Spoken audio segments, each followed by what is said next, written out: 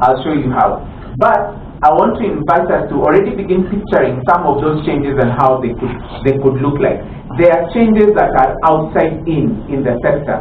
When we are talking about a transformative ecosystem, whereby the key word there being transformative and ecosystem, whereby we are transforming. Yesterday we concluded a panel that we had, and the last, and we said this panel is about trust. And trust, the last T there, ended up being the word transformative. If we put transparency in place, if we put resilience in place, if we understand each other and the people that we serve better, if we think about sustainability even more, we will have the right ingredients for the transformative change that we need to see in our work and in our society. That right there is a theory of change for us. It's a theory of change for our ecosystem. It's a framing that we need to already begin having, and that we'll probably discuss a little bit more in our group here if we have time. So there is need for better data, more credible data. Transparency is an important issue. Impact management and measurement has never been more needed than it is right now. There is need for greater collaboration. I think we are saying that, and we are saying that we've got to put the role of tech and innovation, and those are two different things. Tech can be tech. It's like a last mile kind of thing. Innovation is process innovation, system innovation, institutional innovation. Innovation is many things, but we've got to collaborate based on tech.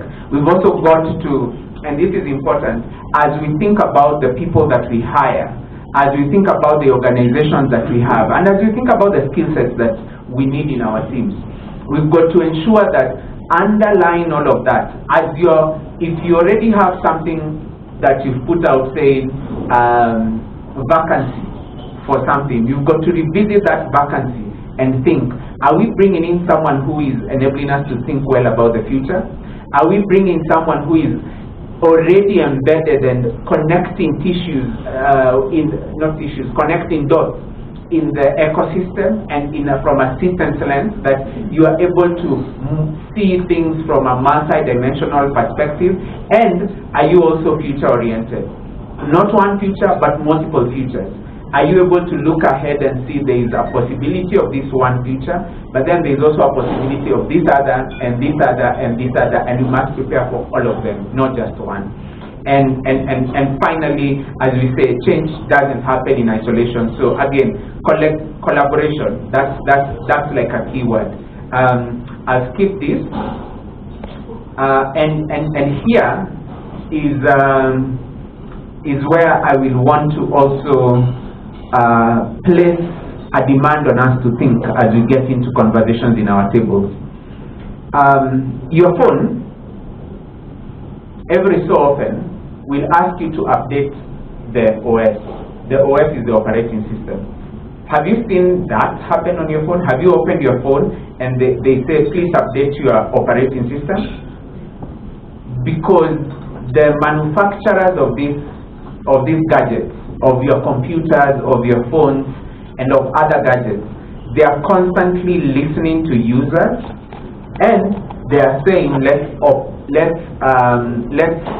optimize the experience of the person who is using the phone or the computer to the next dimension. So they are constantly upgrading the operating system, and just as they do, so must we. A few of us maybe are in the first operating system. So when I say OS, you know that I'm talking about an operating system. There's a few of us who are probably still on OS 1, operating system 1, where we understand that we look for grants. And so we chase after every proposal. We are like, yeah, let's go for this proposal because it will give us funding. There are some problems that we know we have, like teen pregnancy, non-inclusion of gender diverse people or sexual minorities in our organizations, and in human rights, education not giving us the kind of results that we need. Also, we know the problems, and we know the complexity dimensions of these problems to at least something that we can harvest from data. And we can define a few interventions, and we can ask for the grantor or the grant maker or the funder to give us money, and we will report. That is operating system one.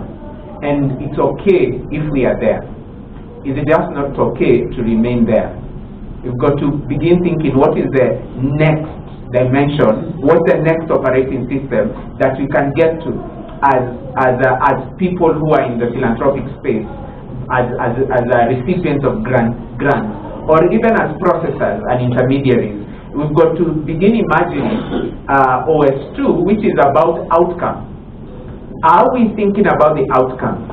Are we getting guided by metrics that truly matter, where we know the problems, we understand the solutions that need to come as interventions, and we ensure that they are measurable, that they are defined, and that they are actually solving a problem.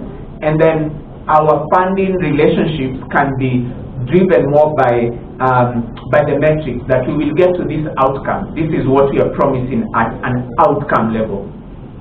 The thing about this level is it also has a blind spot, and at times some of the systemic issues may not be addressed either through the funding basket that's available or through the kind of program model that has been put in place. So that calls for us to think about how do we upgrade them to the next operating system. And that operating system, ladies and gentlemen, and everyone in between, is the operating system that I'd like to call the third OS. The third OS is the stakeholder focus. And I hope as many of us are looking at this third OS, where we are saying, let's collaborate, let's network in our programs, let's network in our organizations. We know a lot of the problems. They need to be developed by listening to the voices in the community. They need to be, we understand the complex dimensions of the various issues that we face, and we therefore need to capacitate and empower our organizations and build trust with the acronym that we just gave it, so that we may produce the right results. And in this case, we are likely to not be looking for funding, but be inviting funders to come and say, we are solving a problem. You need to be putting attention to this problem. This OS1 is begging for money. This OS2 is showing that our money can work. This OS3 is inviting funders. You no longer need to be responding to every single request for proposal that you see. In this one, you can curate a proposal or an invitation to fund. Can you imagine a world where you are the one curating or creating an invitation to funders? And I hope that after today, a few of us can go and say, no. We will not respond to that funding request because it is not going to address our needs. We will invite you as a funder to fund and put out a call for funders for the things that we are doing. It is harder to do that if you're an individual. It is better to do that if you're a collaborative. We've put this thing together. We understand that we are looking at it from a system focus. We understand that beyond just outcomes is going to give us impact. Therefore, we are doing the reverse. As opposed to waiting for a call for proposals to funders, we are sending out a call for funders. And right now there are so many. And I really hope that you can take that message home with us. That together, alone as one organization, there will be questions. But if you come together as a collaborative, you can put together something of great dimension and invite funders. And take them through your process and your engagement letter. It is very possible. Funders are not aware that that can happen. And they have probably been waiting for that. But ladies and gentlemen, in that way, we will be addressing some deep, but we may not fully address all the deeper ecosystem root issues. So, I present to you where the future is going, where the next and best operating system that we need to be looking for. You know how in iPhones and Samsung there's always a competition, S23, S24, S25, and for iPhones there's a competition on the next operating system. The next operating system for our sector, ladies and gentlemen, is this one. This is the one that is required. This is the one that we need to visualize and see. And I really hope, I really hope that we can see this. The next operating system is an ecosystem and transformational focus, where it says we in the grantees and recipients cycle, we are working in collaboration with private sector, we are working in collaboration with public sector, we are working in collaboration with philanthropy to transform the ecosystem completely. We understand that there are disruptive problems that we must solve. We will go back to what we were saying earlier.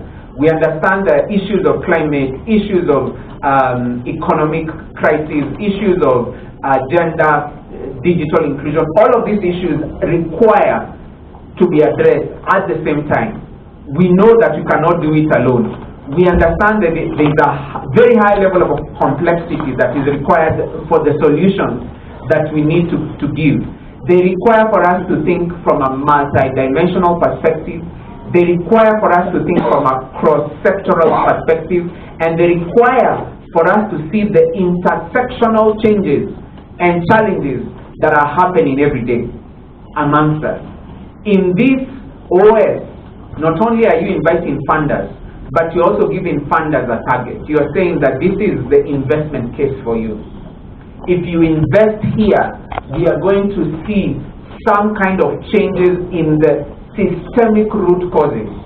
Yesterday I gave an example, and I said there was someone who had a lot of money. They visited Murang'a, which is a county in Kenya, in the rural area, where it was very, very dry. And women, every morning after children would be released to go to school, these women would take a 10-kilometer walk, holding, carrying, what are they called, many buckets of water, empty buckets, so that they go to the other side, 10 kilometers away, to bring, so that they fetch water, and then after that walk, they come carrying it back to their homes. So when a panda once was visiting there just to go see his in-laws, he thought, oh, you know what? I can actually give you money to build wealth next to your houses, every one of you. And they built wealth. But the women did not use those wells. Why? Because they used to enjoy the time that they would take to move from their houses in the morning to go 10 kilometers away as they talk and gossip and have a good time with each other and enjoy and laugh the way long. It wasn't even heavy when they are carrying the water back because they are enjoying each other's company so much. What they needed as the women in that place was to walk away from a patriarchal nature, because their husbands will come in the evening, they have demands. Their children will come in the evening, they have demands. When they go back, when they come back at 3 p.m., already they start cooking, they go to the shamba. Shamba is the farm. Their routine is so hard. They just used to enjoy, let's go for a walk, let's go fetch water, let's go. That is all they needed. And at times, we think that our money is going to solve problems. At times, the money is not going to solve problems. There are some deep-rooted issues that we need to know. Our water well was not going to deal with the negative patriarchy that was in that community, with the domestic violence issues that were in that community. Those were not going to be dealt with by digging wells. These women needed other things. And if we come together and think, what do our communities really need? What do our youth really need? What do our women really need? The people that we are serving, what do they really need? We are able to unlock that deeper dimension. And those are what I'm calling here the systemic root causes of the issues that we see presenting themselves. And that's not going to happen if we are not operating from a next dimension of thinking. So this is more about mentality. This is more about transforming our mindset than it is about anything else. It's more about us seeing a little different from where we are seeing now. It's us seeing that we might be in one, which as we are saying is okay, but it is not okay to remain in operating system 1. We need to challenge ourselves to get to operating system 2, to operating system 3, while we know that the ultimate goal is operating system 4 for our organizations, whether you're a funder, whether you're an investor, whether you're an investor, change maker. And a lot of us on the ground here are change makers, are the people who are building the everyday, every day you wake up to bring about a change. And there is some questions I have for you. How best can you prepare for this, and how best can you lead in this? You don't need to wait for this operating system to be installed. Rather, you can be part of the ones who are creating this so that it is installed in our system. So now, what happens next then depends on where you see your own contribution in the ecosystem. A few of us, regardless of what dimension we said we are in the morning, CBOs, NGOs, and others, we are playing one of these roles. We spoke about convenership. We spoke about implementing change making, being a catalyst, being a capacity builder, being a mobilizer. You're sort of also maybe a researcher, curating knowledge. You are probably a capital provider, whether it's community philanthropy, or whether you are an actual family foundation or an actual funder in a way. Where you see yourself in this depends a lot on, what you do next depends a lot on where you see yourself next in this. And so I'll skip that, and I'll invite us now to do a little conversation in our table over the next 10 to 15 minutes, just a brief conversation about everything you've had today, from when Evans gave the opening remarks and mentioned that we are here because we want to build an ecosystem. We are here because it's important for us to work together. It's important for us to divide, to bridge the divide that is there. To the mentees that we run, and we saw some of the open doors, some of the closed opportunities. And to this, what I hope is a thought-provoking conversation or a thought-provoking presentation, I'd love you in your group to discuss one thing. One thing, just one thing. Based on the open doors that you said earlier, and based on the insights that you've received now, what is it that you can actually do together, practically? And in how long? I'm not asking you to develop a concept note. I'm asking you, what is it that you, and when I say you, it's good to take ownership, just among the people that you are with there, based on the how we've only scratched the surface of what this can be, but just based on where we are, what do you think that, what is the action to walk into the open door? What is that action for you? Is it to, I don't know, discuss that, because it is you know each other in the team. So I invite us to play some very gentle music, just to give us 15 minutes of discussion, and then we'll have one person in each group just say, this is what we think is actionable, arising from all of this, and then we will invite Evans back to close for us this morning. So I invite us to just engage. What is the one thing that you can actually do next, given everything we've had today? Given everything you've had today.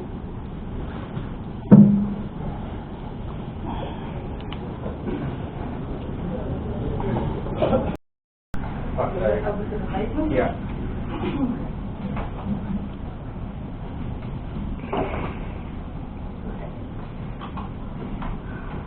All right. So good morning. My name is Radhi. I'm going to answer the question from earlier this morning. People also call me Red. Ironic, I know. So the idea that our group came up with is, so we are a group of,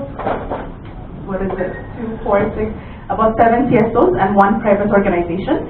And we identified that the role of private organizations, and especially philanthropic work, is quite low and it needs a lot of focus. And we decided that to bring that about, or to create that focus, we need to make sure that there's a strong alliance, there's a strong forum that brings us together. So the PPPPP, private public philanthropic partnerships associations, need to be stronger. And so this assignment that we're actually delegating to the Ethiopian Philanthropic Network is the idea to bring together all the players of the PPPP platform.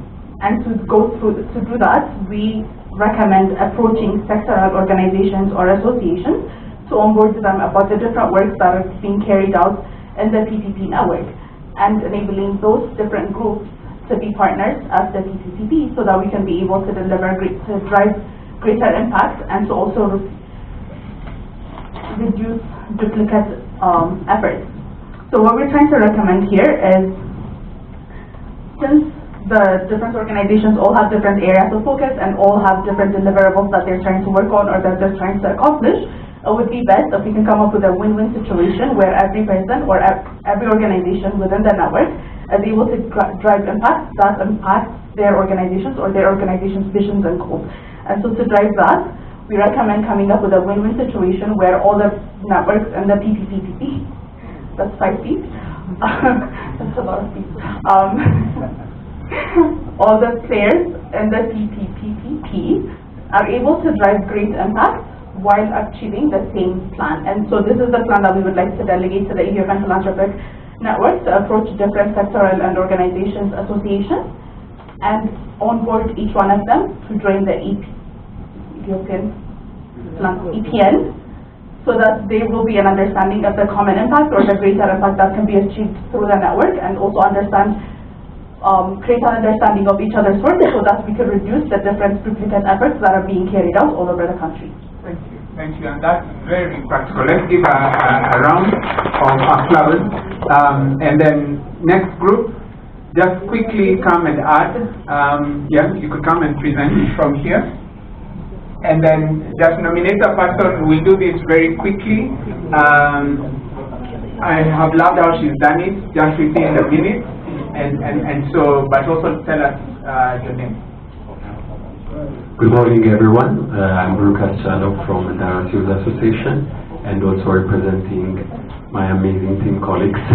They are from different civil society sectors, working on agriculture, education, health, I think. Yeah. So we discussed a lot, but to summarize in 3 points. The first one, most of time, there are different networks for CSO and other organizations. Also what the East African Philanthropy Forum is doing, but it's less in terms of impact and taking actions. It's just rather than to engagement and sharing information about what they are doing, who is doing what. But to more integrate that into a realistic and impactful manner, there must be strong communication within the organization. It can be virtually in social media, creating groups, Telegram, WhatsApp, and other stuff. Also monthly or weekly gathering that can enable them to deeply know who is working what, and who can contribute in the weakness of the other, and also share their strengths. The other one is most of time in Africa and also in our country, Ethiopia context, organizations don't last, you can say decades or years. Their sustainability is in question. The problem is that there is really defined planning, defined vision, and specific mission that the organization wants to achieve. So there must be deep down work in increasing organizational capacity in regards with planning, setting up a defined vision, also at the same time purpose, so that they can generate their own resource mobilization, at the same time sustainability plans. The the last not the least is making sure resource mobilization is at work. Most of the time organizations are donor and friend dependent, as we know. So the solution for that is, based on our group discussion, is to create their own local resource mobilization, and also sharing the vision for the community while they are serving for the community, so that the community will create different kinds of resource mobilization for their own company, because if the community owns the vision and the purpose, at the same time the resource will be available for that specific purpose. So keep in mind these 3 points. Thank you. Thank you. Very practical, very actionable. I know we are running and we are doing this quick. This group can send someone. In the meantime, a lot of this will need to, and Evans will be giving like a clarity of the next steps.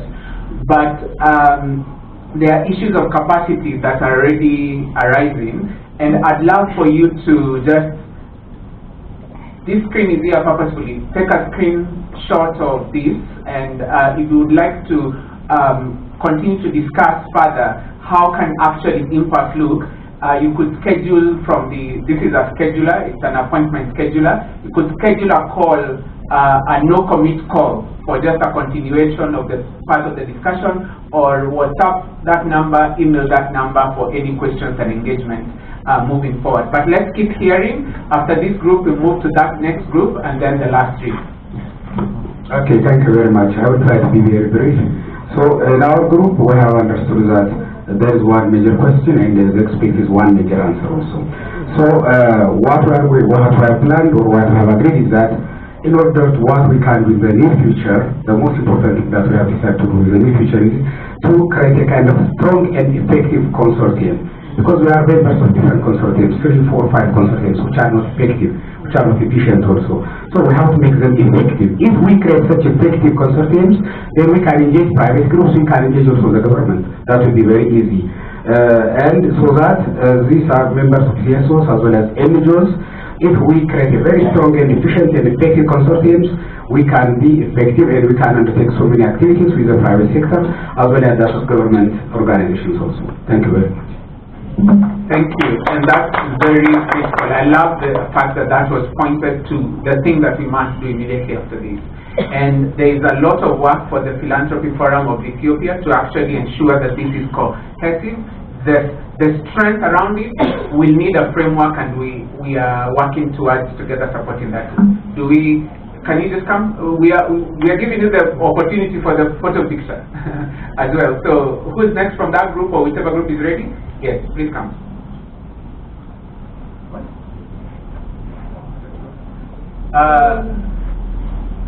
Here. Okay, thank you. My name is Carmela. I represent that group. We're from different sector. We have NGOs, private sector. So we were discussing, initially we were discussing what the background was of their company. What we discovered is we work on different social issues, and it's fragmented as well. So what we initially talked about was in terms of resource mobilization. That's the first thing that came up from our discussion. In order to scale up, or in order to tackle the SDGs and have a bigger impact, we need resource mobilization. The second one we discussed was the role of a government. So our government, in some discussions, it was pointed out that it becomes a hindrance in our activities as well. So we suggest that the role would be in terms of policy drafting, in terms of involving the private sector, in being willingness and providing more awareness so that they can invest within this partnership. So to finalize, basically, I think these type of platforms bring together the different sectors, the different stakeholders. So the collaboration is the most important thing, and each one of them having their own role and their influence as well.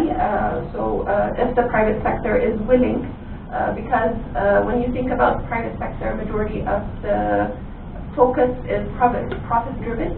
So that they can allocate budgets. It can be from legal obligation from the government. It could be understanding of their obligation as well. So I come from the private sector. We consider it as a CSR activity, and we usually invest in within the private sector where we work in the community, so that we can have a double materiality and more impact within the community. So there are different terms. I was discussing earlier with one person in terms of, for the private sector, we call it ESG, or social responsibility, CSR. So if we can have a bigger platform where we align, I think that would be the most efficient. So these type of platforms would basically create ownership as well. There needs to be a company and organization that needs to have ownership, so that it can bring all stakeholders together. So I think the fragmented activities can actually be more efficient if it was put together. Oh, we didn't need to ask for a hand clap. It came automatically, and that's also because partly she's spoken from the angle of private sector. Very important, very important. When we are, the next group can come when we are thinking about public-private sector is very important, and philanthropy and how to strengthen this. It's very good to hear from the voice of the private sector as well. Thank you. So most of the points that were discussed on our table was also raised by you, especially the importance of creating functional networks. It's true that we have consortiums and networks, but their functionality needs to improve, and we have to be also inward looking in terms of considering how to make things better. So CSOs and NGOs need to maybe build better capacity in terms of creating functional relationships and partnerships. So they might need trainings in terms of development of proposals, negotiation skills, and so on. It also has been pointed out in our table the importance of acknowledging indigenous knowledge. So philanthropy can have different pictures in different cultures. So for example, the way philanthropy works in Ethiopia might be embedded in our cultural societies, but it has a completely different picture, so we have to acknowledge and also mainstream that in our work. Finally, though it was not discussed on our table, it's a personal idea, but we have to also approach this not from a fixed pie mindset. I feel like we should not start the conversation from the point of view of saying that the resources are limited and the money is going to decrease and so on, because we can cite our own experience. We are an NGO that existed for 4 years, and what we have managed to mobilize are funds from sources that were not utilized by other CSOs in our country. So there is always, there should be always a point of view that we can, if we work together, we can maximize the pie, it's not fix it. Thank you. I think the last part there was a mic drop moment. Yeah, let's not operate from a place of lack. We are in plenty. There is more opportunities than there are. As much as it's true there are declining resources, there are so many other untapped sources, and we are here to ensure that we can tap that. Anyone else, or have all the points been spoken? Is there anyone with a very unique thing that hasn't been said? Yes, please, kind. Only for the points that have not been said. Anyone else? Any other group? All right. Okay. Okay, everything is said. I'm Henok Yari from True to Little Ethiopia, which is... We are working. I think it's... You guys are hearing me, yeah? No, it's okay. No need of this. Okay. So, I'm Henok Yari. I'm a founder and executive director of True to Little Ethiopia. True to Little Ethiopia, which is a local language, right generation for Ethiopia. We are nurturing a generation for Ethiopia, for Africa, why not for the world? This is our slogan. And we have discussed so many things with our groups. Our groups is from different sectors. Actually, most of are from civil society organizations. We are working, those civil society organizations working on youth, children, and women. And we are lucky, we got one funding agency based in US. That funding agency is Freedom Funding Agency, working on migration. So most of our time we discuss that we have a chance, we know how to eat together, but we lack how to do things together. So we read these things, so we have to collaborate and firmly working on things. Most of the participants are here at civil society organizations, but there are so many, sorry to say this, so many senior civil society organizations, but we lack of collaboration. Especially, for instance, we are a newly merged civil society organization serving the community for the past 10 years. For instance, when I raise my experience, I do serve my community plus my civil society organizations more than 10 years. But there are so many senior civil society organizations, but we try to collaborate with them, but most of them they just close their doors. But in our group, we discuss in collaboration. We have to collaborate not only for the sake of the organization, we have to collaborate for the sake of the nation. So for your information, immediately we decide to collide or to make a collision. So it's clap for us. We decide to make a collision with those of us for civil society organizations, with the funding agency, Freedom Funding Agency, and hopefully we will work and bring a real change for the community as well for our country. Thank you. Thank you very much. I think Evans, Purity, EAPN, I think this should be not necessarily a breakfast. I think we should be having like a full day. I feel like we are igniting some really nice things. Anyone else from the other two groups, or do you feel well represented by the comments given? You're good, all right? Thank you. And to new collaborations, to new private sector engagement yet? I'm asking if there is someone. Please lift your hand up. Is there anyone who would like to come speak? Nothing, so it's okay. We appreciate so much that you have discussed, that you have engaged. This is really to ignite. This is the second forum happening here, maybe this year. We are moving beyond the idea of forums. Forums are good. We are moving into the idea of the frameworks, because frameworks bring about the infrastructure and the structure. So as part of what will be happening next, we've been able to document and collect what the discussions here are. There is all the contacts of the people who made it here. There'll be an email follow-up with everyone, I'm sure, but also there'll be a call for different ones of us to participate in reviewing what this framework that enables us to actually collaborate and minimize duplication of resources and maximize impact, what that looks like. And we are happy to continue engaging in that regard. As I said, for your own strategy as an organization, as a movement, as a coalition, if you need a strategy reviewed or a strategy developed, if you need to think about investment metrics that matter and impact metrics that matter, if you need to think about your organization's capacity, we are offering free consultation for 30 minutes. The link is there, and then the next steps can be discussed in that regard. I'd like now to call Evans to come and wrap this up for us in a powerful way. This is the final of such consultations that have been happening in the region. So it's a good thing that Ethiopia gets to be the last but not the least, the greatest of the conversations that we've had. Here is Evans. Asante. Good morning, everyone. Good morning. The first person I saw when I walked here is someone that I intended to talk about when I'm finishing, but I think for the blessings of what I'm about to talk about, I need an elder's blessing. So thank you so much, Dr. Bera. And he's the person he was the first organization member of EAPN in Ethiopia, almost 6-7 years ago. Yeah, so thank you so much.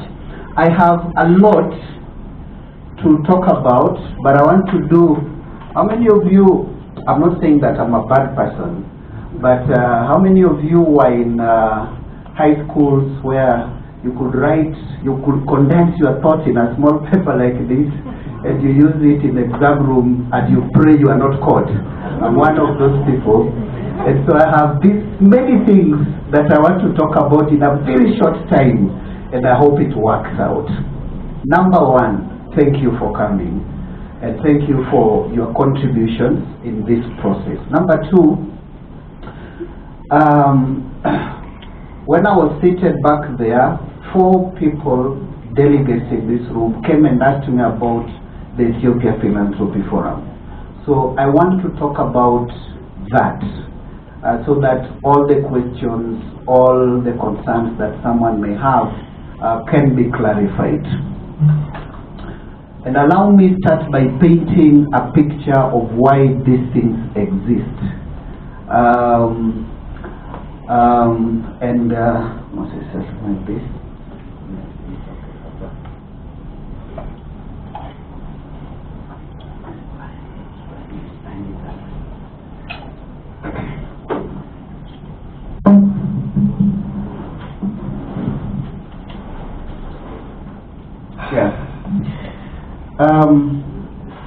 We have in the space that we are serving the following people. We have corporate foundations.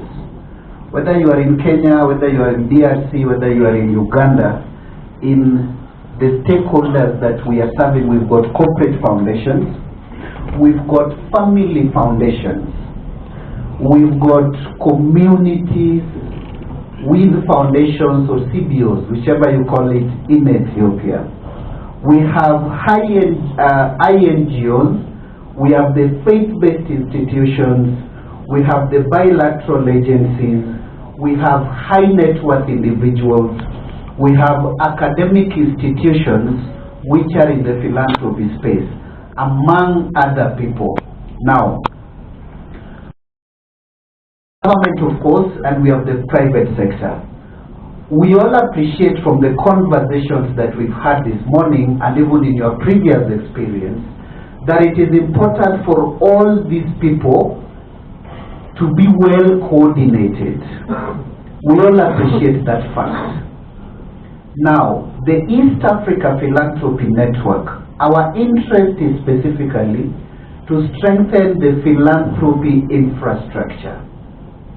And the reason why we are strengthening philanthropy is to position it as a key development driver, and then with that good coordination, link it up and engage with the other agents of development. Because we cannot engage them if we are not organized ourselves. So we are organizing ourselves over the last 23 years, and then having that well coordinated space to engage with other entities. Now, with that clarity, we cannot engage as a regional outfit in and where we are not registered on issues which are specific to a nation. Example, we cannot go to Tanzania with the East Africa Philanthropy Network to engage the government of Tanzania on laws, on policies, and on all those. And that is why in each of these countries, we have the national chapters, the national forums, that then enable us to attend to the issues specific to those countries, using the organizations in those countries, so that our work is only to support them. The way we are here today to support the Ethiopia Philanthropy Forum to do what it's doing today. I want us to really flow so that we get exactly what we are doing. Now, let me come back to this forum and let me first share in 30 seconds our experience in other countries. Countries are different. Number one thing I want you people to note is that we are not creating new institutions.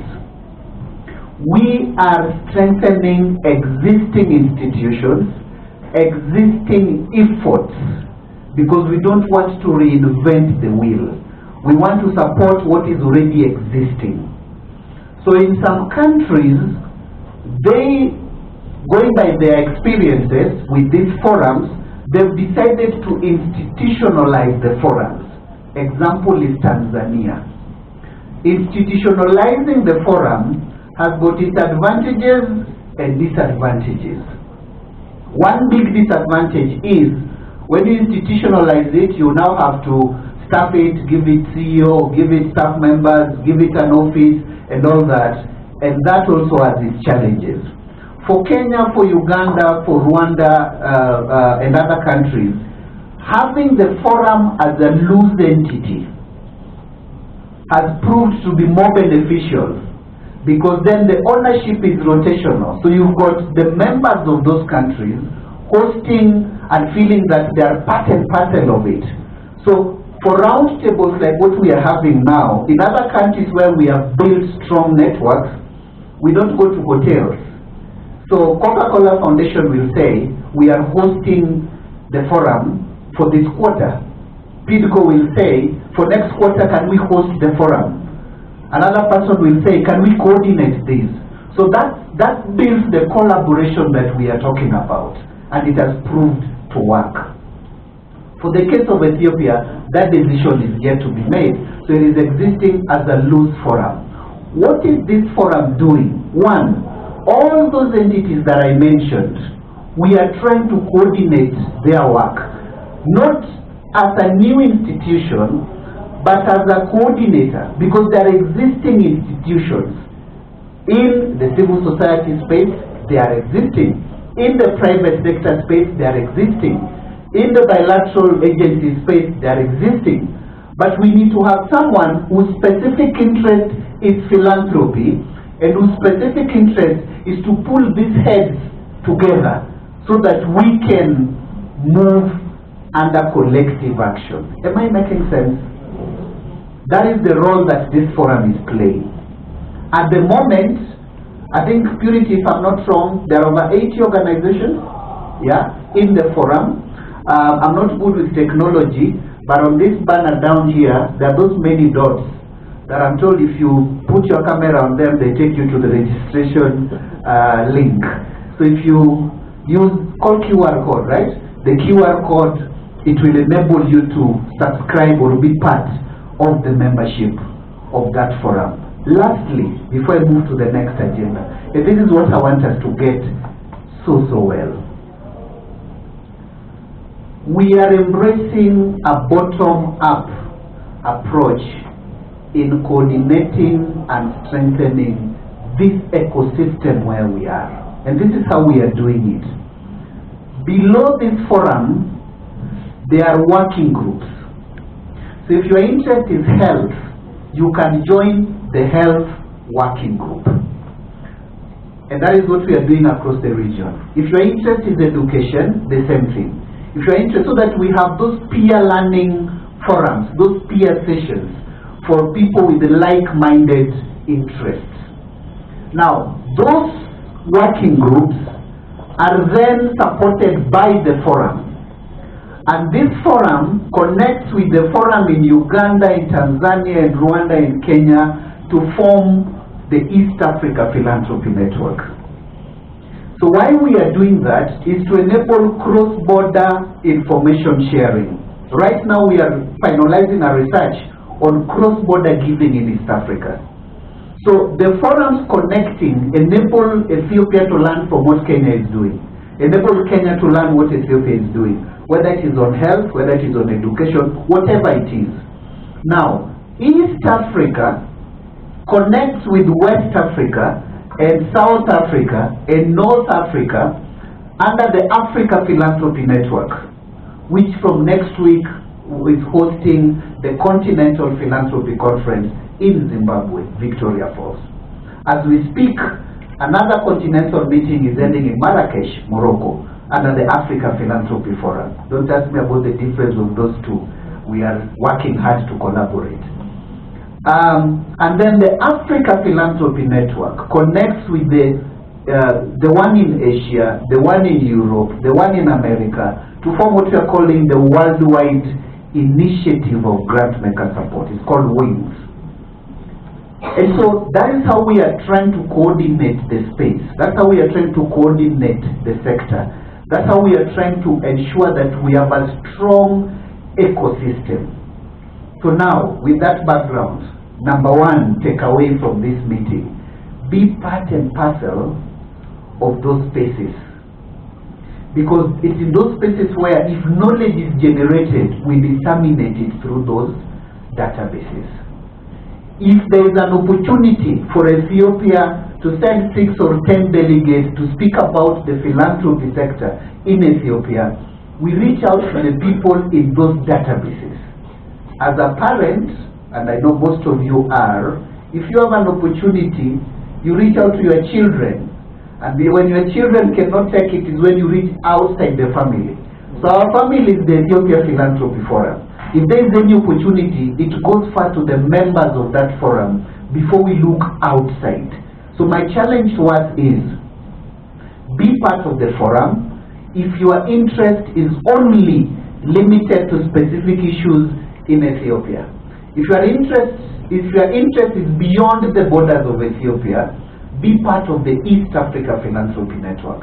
And I'm seeing in this room many members of EAPN. Dr. Bera, just on your feet if you don't mind. Maiza, our board member, Demeke, just on your feet. And any other member of EAPN that you know, just stand and wave to these people. Come on, Maiza.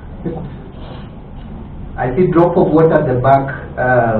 Belfast, yeah. Dr. Bera is here. I saw 2 more people yesterday. I'm not seeing them here today. So be part of the East Africa Philanthropy Network. Be part of this forum. Join those working groups so that you can benefit from the information, the knowledge, the connection. We are using those platforms to connect us with the private sector that we are discussing today, with the other roundtables or bilaterals and all those other agencies. Let us join those platforms. That is the first takeaway. Number 2, we shall reach out, because for me, my work across the region is to support what you demand, not what I think is right. So what we've done over the last years, including this year, we will reach out to the members of this forum. Members here, I mean organizations who are in that database and who have agreed to the codes of conduct and ethics of the forum. We reach out to them and we ask them, when it comes to generation of knowledge, what do you want us to focus on? They will give us their feedback. Or rather, in this case, because I assume all of you will join, you will give us your feedback.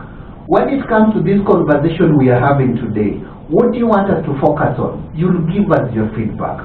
When it comes to convenings, which areas do you want us to convene on? They will give us their feedback. All those many areas that are important to the work that you are doing, we will get those feedback. Then from those feedback, we will work with the same people to develop an activity plan for the next 2 years. Normally we do 2 years, then we break it down to months, to quarterly, annual quarterly focus areas. So that will then enable us to develop a work plan for this forum for the next 2 years or for the next 1 year. So that when you see us calling you, it's not that we've thought of it. Even today, this came from you, it did not come from us. So my next request and call to action is, when we send out that survey, share with us your thoughts, share with us your input, so that we can work collaboratively to develop what is important for the sector. Lastly, specific to what we've had this morning, we will work closely with you to develop that framework. Our philosophy as a network is very little talking and more to do with action, because what we need to see are tools that can support our work, frameworks that can support our work, connections that will lead to practical, implementable issues. We do less talking and more of the action. My prayer is, out of this foundation that we have laid, we will see sectors coming together, working around collaborative funding models, collaborative, blended financing models, and that to me is what gauges my success as a network. And so we will reach out to you and we will consult you as the journey progresses, because our desire is within the first quarter of next year, we will have a framework in place. And we've done this across the region, specific to unlocking domestic resources. And the challenges are the same, the opportunities are the same. There's no country that is unique compared to the other. That's why we are developing a common framework that will enable us to unlock those resources that we are talking about. So I've talked about the work plan. I've talked about who do you reach out to when it comes to the forum. At the moment, we've got many organizations working collaboratively in supporting and hosting the forum. And most of them are the organizations that I've mentioned with the support of the MEKE as a member of the board, but under the coordination of ELFAS and Drop of Water.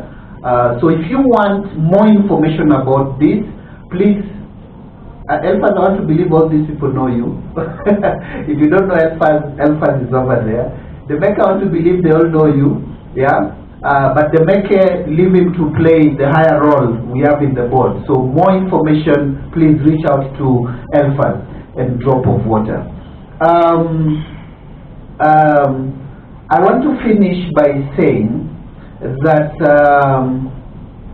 we appreciate your contribution this morning, and we want to plead with you that we are stronger together, and the little big efforts that we bring into such engagements bring the difference.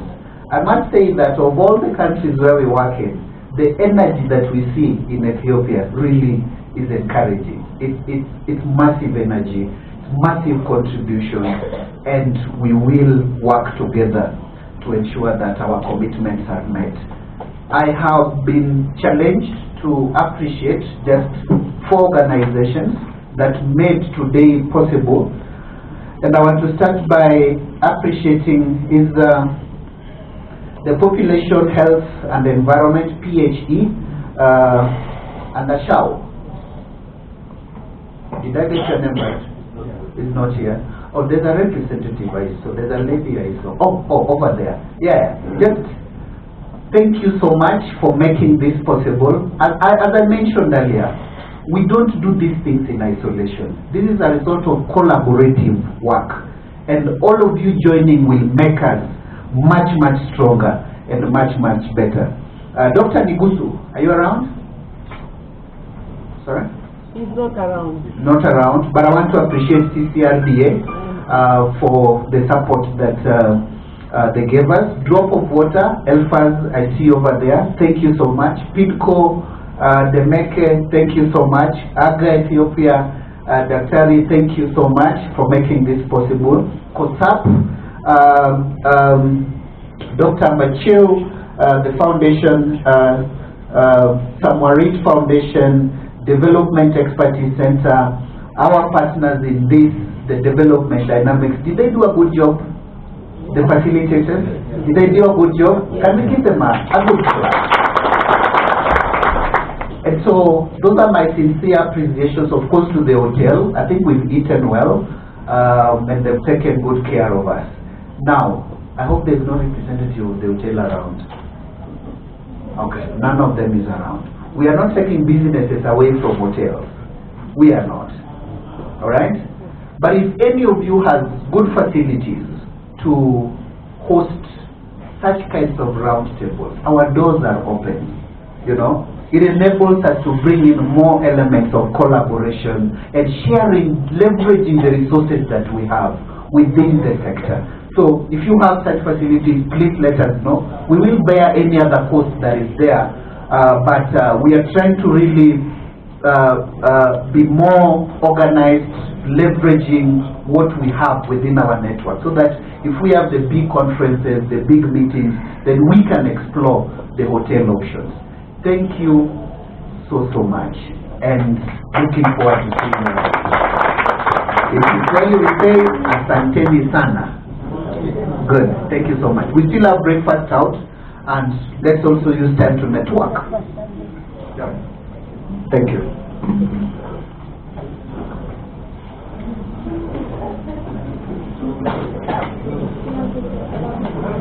I'll take